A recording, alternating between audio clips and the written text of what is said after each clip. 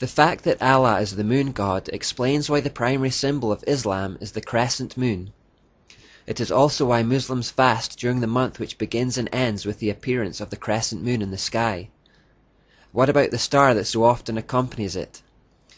This is an adaptation of the old symbol for the sexual joining of the male and female deity. These are Egyptian and Babylonian examples. Islam has adopted other important features and rites that betray its pagan roots. Mecca, the holy city of Islam, was also the center for pagan religions of pre-Islamic Arabia, for example. At the center of the pagan worship in Mecca was the square stone temple called the Kabah. Following the widespread belief in the powers of magic stones, the famous black stone was embedded in the wall of the Kabah. Such black stones were found in other places in the pagan Middle East and were representative of Saturn. The pagans of pre-Islamic Arabia believed that they needed to bow and pray towards Mecca at set times in the day. Furthermore, they believed that one should make a pilgrimage to worship at the Kaaba at least once in one's lifetime, to process round the Kaaba 7 times and to kiss the black stone. All these rites were continued in Islam. The Quraysh tribe saw to it that all manner of different religions were allowed in the Kaaba, so as to extend the influence of Mecca as a center for many religions.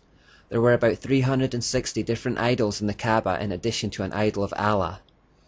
Today we find the black cube, which originally represented Saturn, all over the world.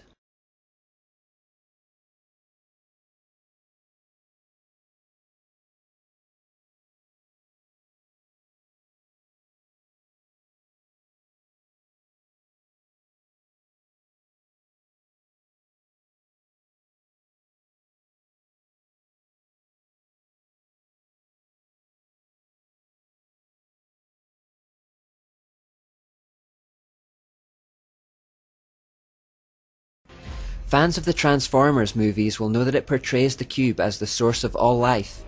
In that movie, both Decepticon and Autobot, good and evil, comes from this one force. The same philosophical idea is found in many other movies like Star Wars, Harry Potter and Wizard of Oz. A key trait of occultism is the idea that behind both the sun and moon, light male and dark female is one source.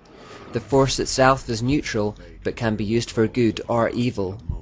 Incidentally, you'll also notice a lot of pyramids and sun symbols in the second movie in particular.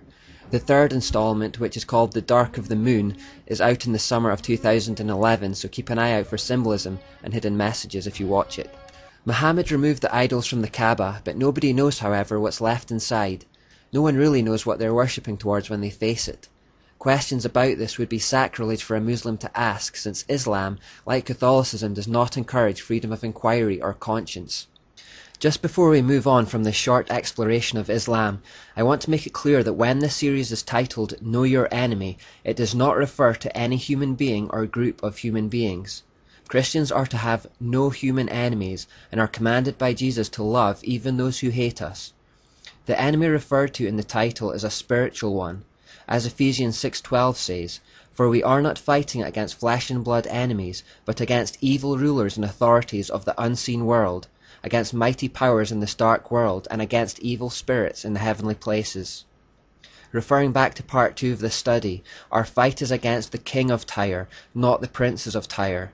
We are to love Muslims and Catholics and anyone else for that matter, but wage spiritual war against Satan and his hordes who would seek to enslave and destroy humanity.